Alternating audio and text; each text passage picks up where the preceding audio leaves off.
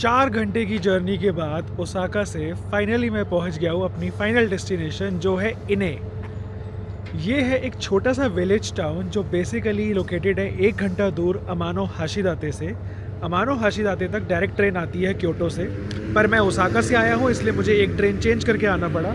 और ये प्रॉपर एक फ़िशिंग विलेज है जापान का, जहाँ पे चारों तरफ सी है और इस सी के दोनों साइड पे लोगों ने घर बनाए हुए हैं अपने। चलिए अब ये टाउन एक्सप्लोर करते हैं। नीचे वाले फ्लोर पे ये लोग बोट्स पार्क करते हैं और ऊपर वाले फ्लोर पे ये लोग रहते हैं। ऊपर वाले फ्लोर पे होता है इनका रेजिडेंस। सब घरों में सेम स्ट्रक्चर, ऊपर वाले फ्लोर पे रेजिडेंस और नीचे वाले पे बोट पार्किंग। और ये व्यू देखो घर के बाहर से भाई, तो ये होता है असली मज़ा।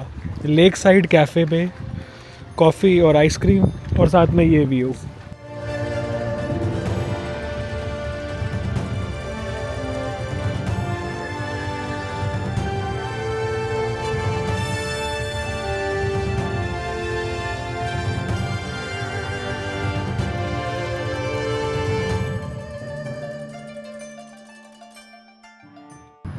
गुड मॉर्निंग दोस्तों, स्वागत है एक नई वीडियो में। और आज की वीडियो काफ़ी ज़्यादा स्पेशल और अलग होने वाली है क्योंकि आज जिस जगह पे मैं जा रहा हूँ उसके बारे में मुझे कुछ भी नहीं पता। यस, ये पीछे का बैकग्राउंड देख के लग रहा होगा ना कि ऐसा लग रहा है कि मैं ओसाका में ही शिफ्ट हो गया हूँ, क्योंकि मेरी पिछली 3-4 वीडियोज़ डायरेक्टली ओसाका से ही आ रही है।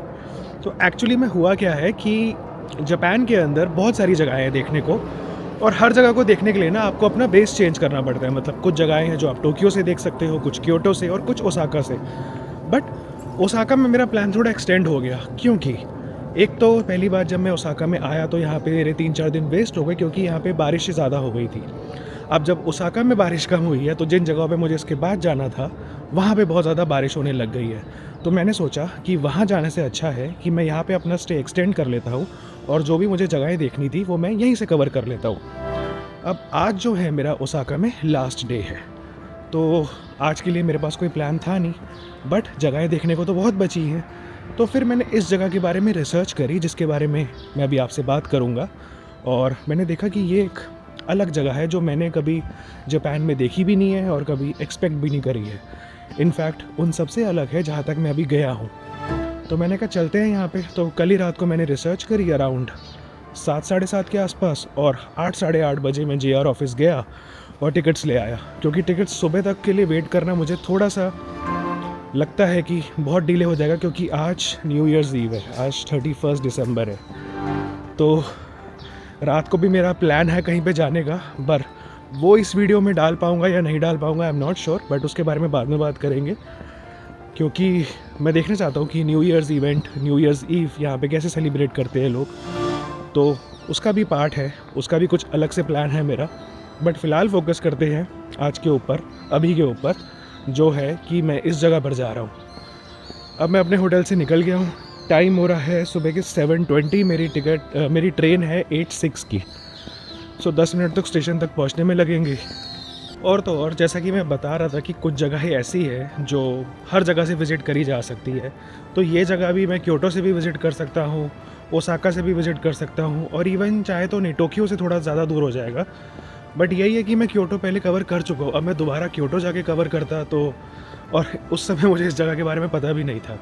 जैसा कि मैंने बताया कि इस जगह के बारे में मुझे अभी एक दिन पहले ही पता लगा है और ये मेरी आइटिनरी में नहीं थी।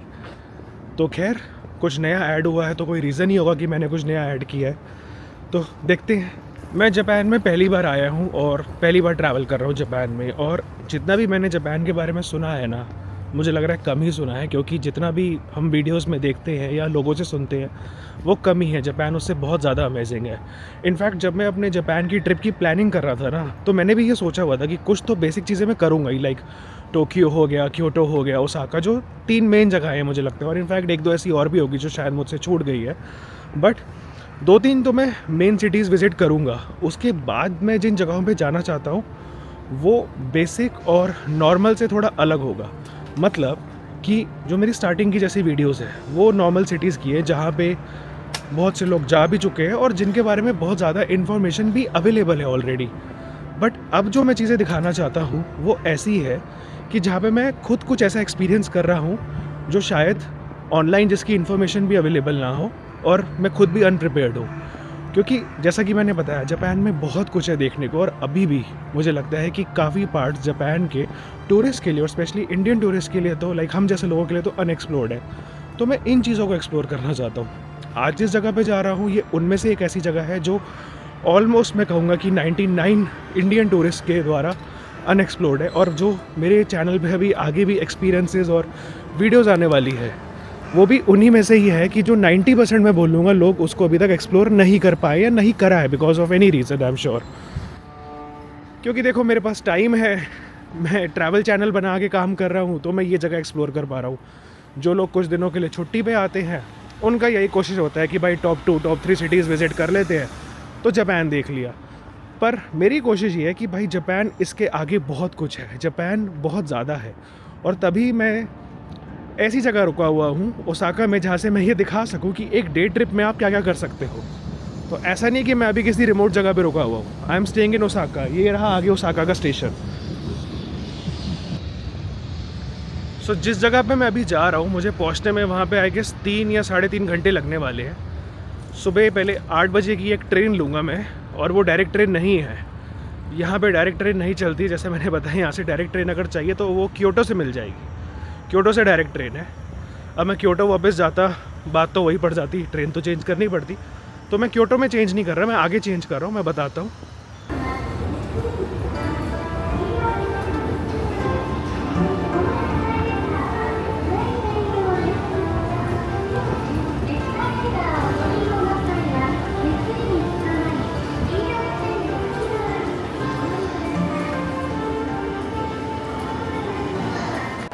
सुबह सुबह ना इतना बढ़िया ब्रेकफास्ट मिल रहा होता है ना यहाँ पे, इतने बढ़िया क्रोसॉन्स, मफ़िन्स।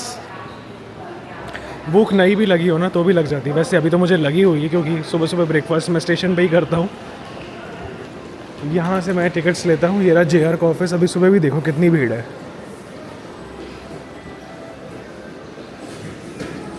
सो अगर JR ट्रैवल कर रहे हो ना तो JR के ऑफिस से लेनी होती है, और अगर स्पेसिफिकली शिनकानसेन ले रहे हो बुलेट ट्रेन तो वहाँ पे शिनकानसेन का अलग ऑफिस होता है।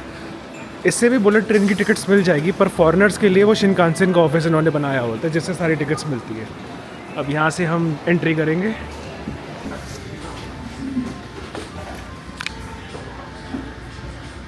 आज मैं पहली बार 20 मिनट्स जल्दी आ गया हूँ स्टेशन पे, तो एक कैफ़े दिख गया, मैं वहीं पे ब्रेकफास्ट कर रहा हूँ। 7-Eleven का सैंडविच तो मैं ऑलमोस्ट नॉन स्टॉप रोज़ ही खाता हूँ। अब यहाँ पे कुछ ट्राई कर लेते हैं।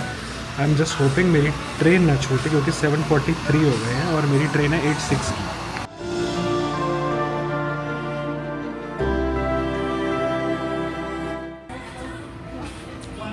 भाई लिटरली ना पूरे 3 मिनट में ये लोग ऑर्डर लेके आए हैं। इनको भी समझ में आता है कि अगले बंदे की ट्रेन होगी यहाँ पे जो भी आ रहा है। इतना बढ़िया एक सैंडविच था ना। 7-Eleven से अगर लेते हैं ना तो नॉर्मली ऑब्वियसली फ्रेश ही होता है, बट ठंडा होता है। यहाँ पे पूरा गरम गरम एक सैंडविच आया था, और कॉफ़ी भी बढ़िया थी। जैसे घर में कॉफ़ी बनती है ना, इनके पास एस्प्रेसो मशीन नहीं थी, तो उसने बोला we can provide you coffee with milk. तो मैंने बोल दिया ले आ। भाई वो घर में जैसे होते हैं ना, फेंट के कॉफ़ी बनाते हैं और फिर दूध डालते हैं गरम गरम, वैसी कॉफ़ी थी। बहुत सही था। 600 रुपये में ब्रेकफास्ट डन। अब चलते हैं, टाइम हो रहा है 7:56, 10 मिनट पड़े हैं। चलो। ट्रेन तो बहुत बढ़िया लग रही है, बहुत बहुत ही बढ़िया लग रही है। ओ भाई साहब, ये तो बुलेट ट्रेन की तरह है।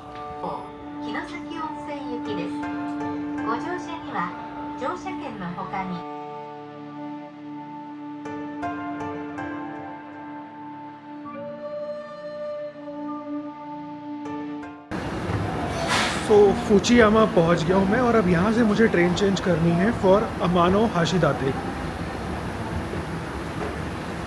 बहुत ठंड है यहाँ पे तो यार, बाहर पूरी फॉग हुई पड़ी है। ये रही भाई आज की सेकेंड ट्रेन।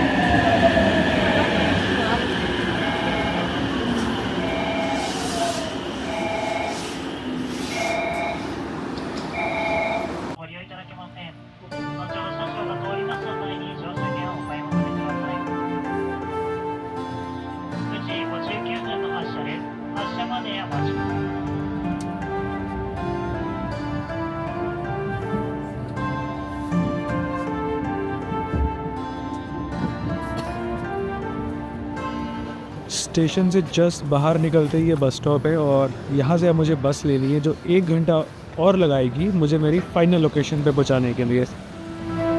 और अभी मैं खड़ा हूँ अमानो हाशिदाते स्टेशन के बाहर।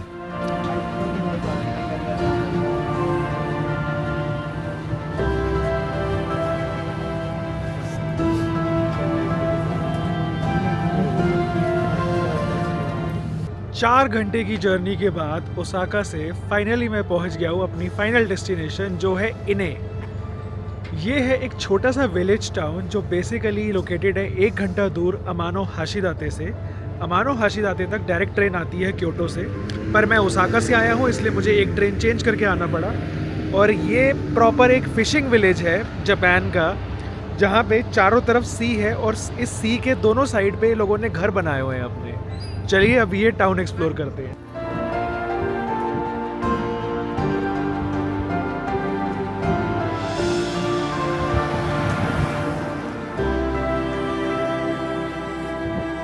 हर घर का जो नीचे वाला फ्लोर है वो ऐसा होता है, जहाँ पे नीचे इनकी बोट्स पार्क्ड होती है। ये देखिए, ये रही इनकी बोट, थोड़ी ख़राब हालत में है, पर ये देखिए ऐसे सबकी बोट्स पार्क्ड है और बाहर से पूरा सी व्यू। अब इस घर में भी नीचे इनकी बोट्स पार्क्ड है। नीचे वाले फ्लोर पे ये लोग बोट्स पार्क करते हैं और ऊपर वाले फ्लोर पे ये लोग रहते हैं। ऊपर वाले फ्लोर पे होता है इनका रेजिडेंस। सब घरों में सेम स्ट्रक्चर, ऊपर वाले फ्लोर पे रेजिडेंस और नीचे वाले पे बोट पार्किंग। और ये व्यू देखो घर के बाहर से।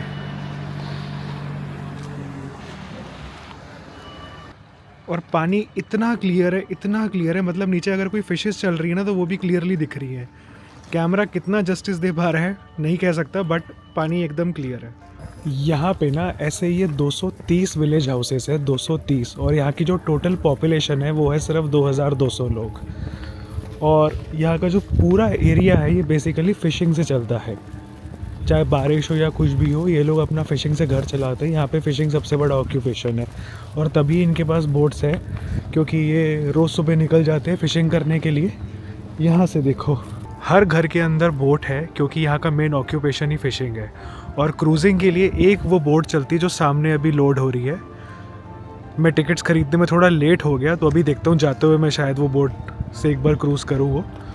सो जो मैं बता रहा था ना कि यहाँ पे 220 या 230 के आसपास ऐसे हाउसेस है, तो मतलब 220 से 230 या फुनाया है, उनको फुनाया बोला जाता है। और जगह का नाम इसीलिए है इने फुनाया, पूरा इने फुनाया बोला जाता है, नहीं तो जगह का नाम वैसे इने है। यहाँ फ़िशिंग ना नेट्स पड़े हुए मैंने अभी देखा, और एक छोटी सी शिप आई है, उसमें ये लोग शायद फ़िश पकड़ के लाए हैं और अभी शायद वापस जाएंगे।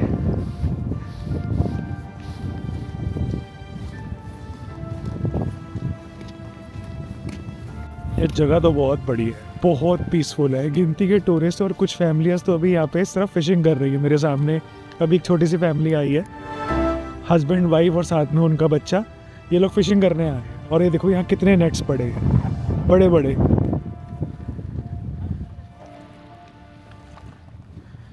यार ये बोट वाला राइड देगा क्या? मतलब पैसे दे दूंगा, पर बड़ी बोट में बैठने का ना मेरा मन नहीं है, उसमें बहुत टूरिस्ट है। इससे तो मैंने बात करी, मैंने पूछा कि मुझे एक राउंड पे ले जा, और मुझसे पैसे ले लियो। कहते हैं नहीं नहीं, विंड बहुत स्ट्रॉन्ग चल रही है इसलिए मैं वापस आ गया, मुझे फ़िशिंग पे जाना है। मेरा ना इस क्रूज़ पे बैठने का मन नहीं है, इस पर बहुत ना भरे हुए हैं लोग। ये देखो मेरे सामने भी चल रही है।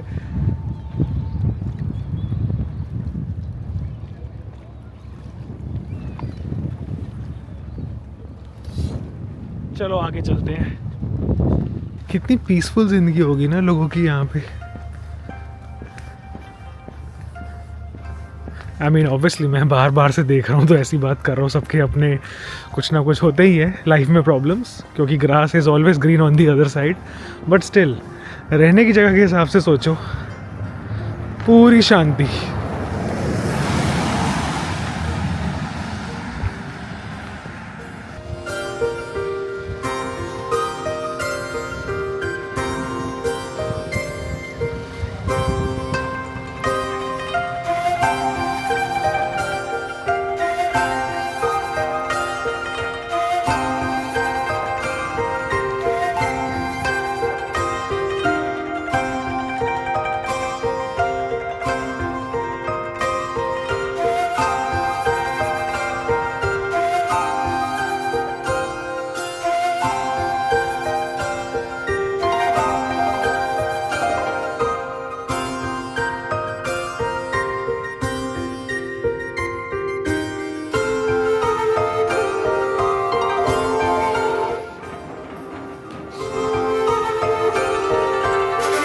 भाई तो ये होता है असली मज़ा, लेक साइड कैफ़े पे कॉफ़ी और आइसक्रीम और साथ में ये व्यू।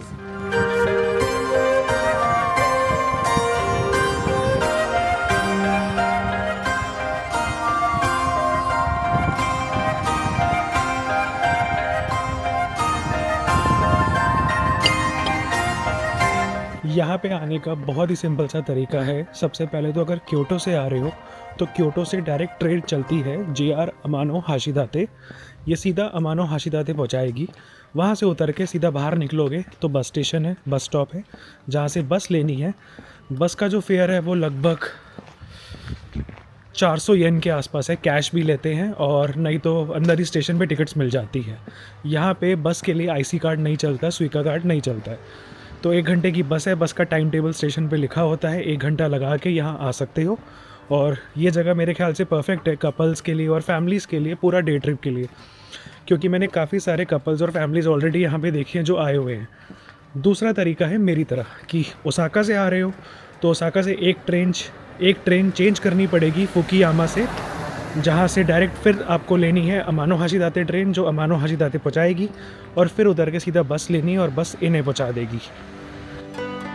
अभी मैंने ये एरिया ऑलमोस्ट एक्सप्लोर कर लिया है, पर अब मेरा प्लान है दूसरा पार्ट दिखाने का, जो है अमानो हाशिदाते। यस, अमानो हाशिदाते में भी करने के लिए बहुत कुछ है।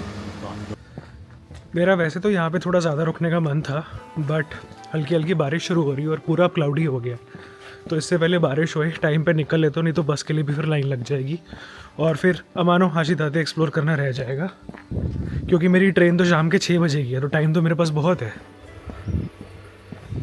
बट विंटर्स में आने का एक ड्रॉबैक ये है कि सनलाइट कमी होती है और 4:30 अराउंड सनसेट हो जाता है, बट उससे पहले तो अभी 1:30 बजे और बारिश होने वाली है।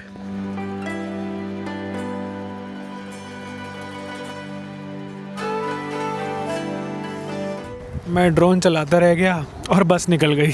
अब अगली बस 1 घंटे बाद है।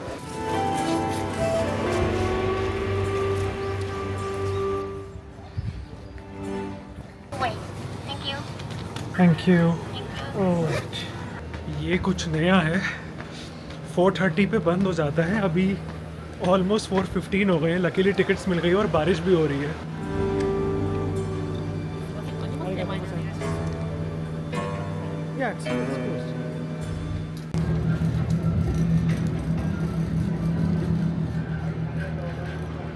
भाई ये पता नहीं कैसे बिठा दिया है, कोई बेल्ट भी नहीं है, पर इतनी हाइट नहीं है। ये देखो ऐसे बिठाया हुआ है।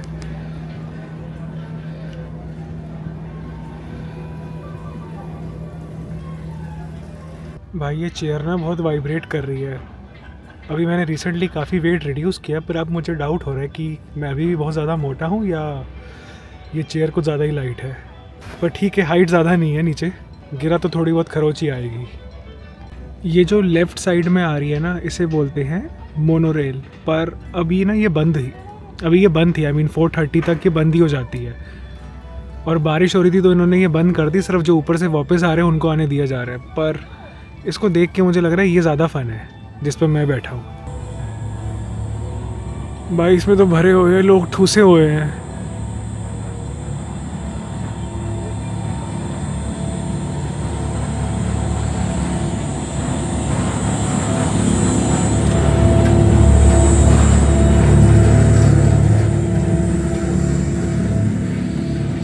खड़े उतारने के लिए, चलो बहुत ही बढ़िया।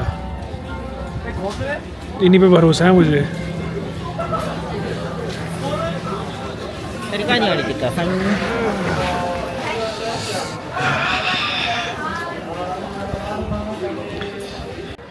पहुंच गया भाई ऊपर। यहाँ पे अम्यूज़मेंट पार्क भी है, पर उसके लिए तो मैं लेट हुआ, आई एम श्योर।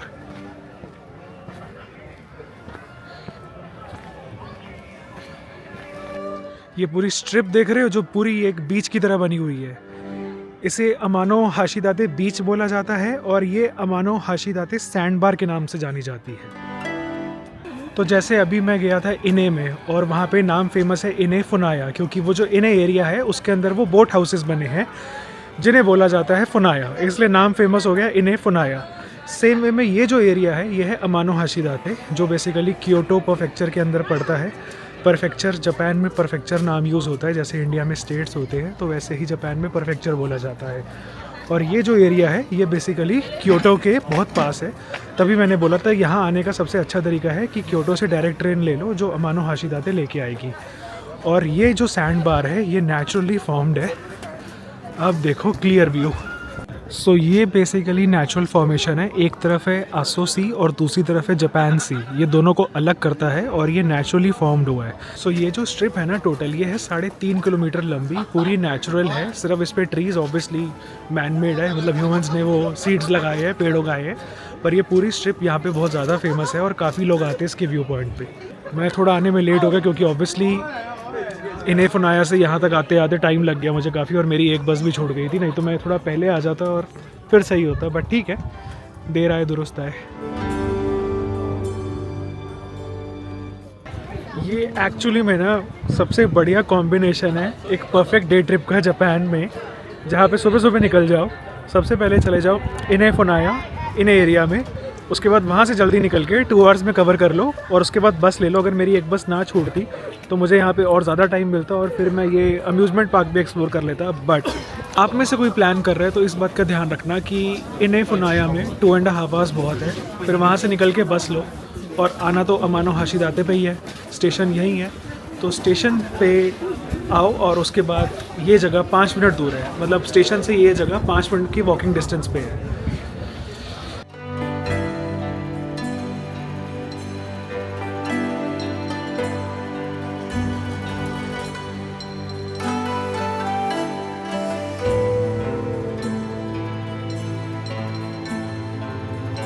अब अगर यहाँ तक आ ही गए हो तो एक लाइक और एक कमेंट ज़रूर छोड़ के जाना, मुझे बताना कि आज का वीडियो का एक्सपीरियंस कैसा लगा। और अगर मेरे चैनल पर नए हो तो मेक श्योर कीजिएगा कि सब्सक्राइब कर लो, क्योंकि जापान में ऐसी अमेजिंग एक्सपीरियंसेस से भरी वीडियो अभी आनी बहुत बाकी है। और अगली वीडियो में मैं दिखाने वाला हूँ कि जापान में न्यू ईयर्स ईव की सेलिब्रेशन कैसे होती है, तो बने रहिएगा। Take care, stay blessed.